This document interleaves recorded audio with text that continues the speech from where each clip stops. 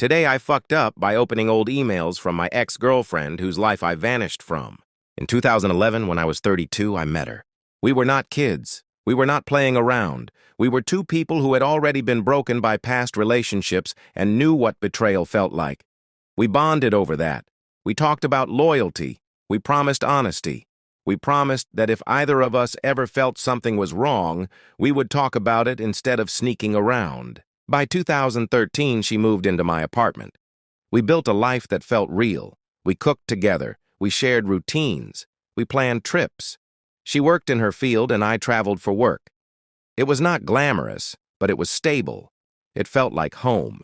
In 2014 and 2015, I started traveling abroad a lot.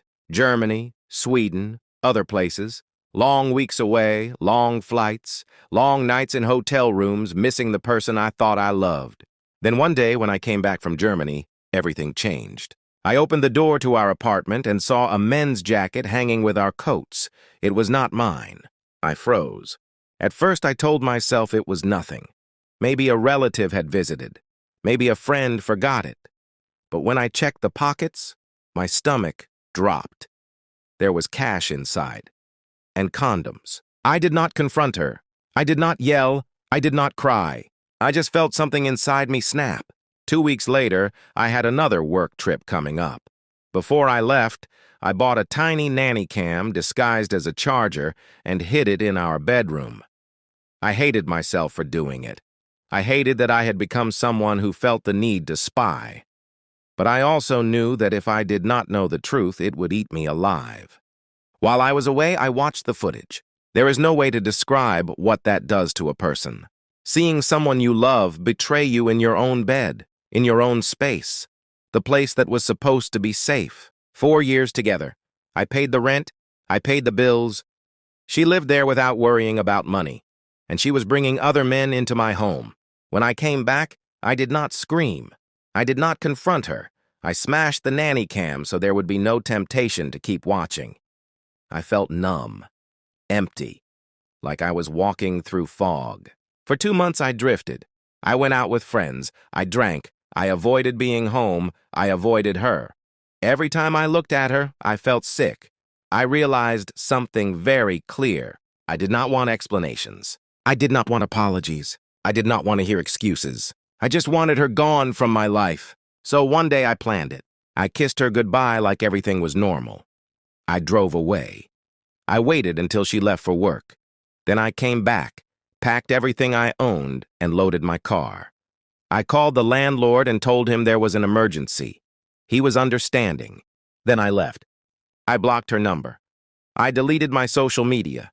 I lived in my car for 3 days until I found a temporary place to stay. After that, I moved over 300 miles away.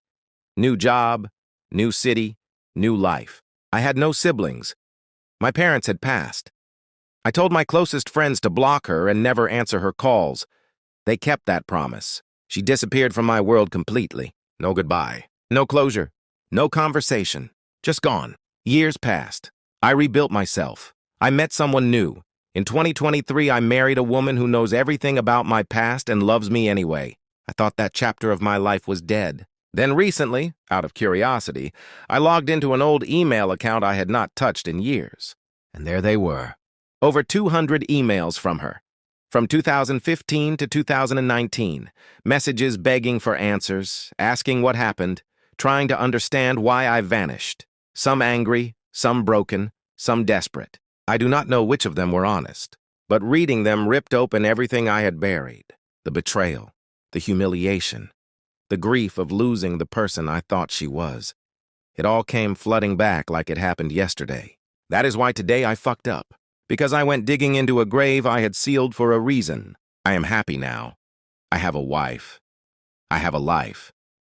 But that old pain is still there. And I realize I probably need counseling to finally let it go. Some people might call me heartless for disappearing. But they did not see what I saw. They did not feel what I felt. They did not live in that betrayal.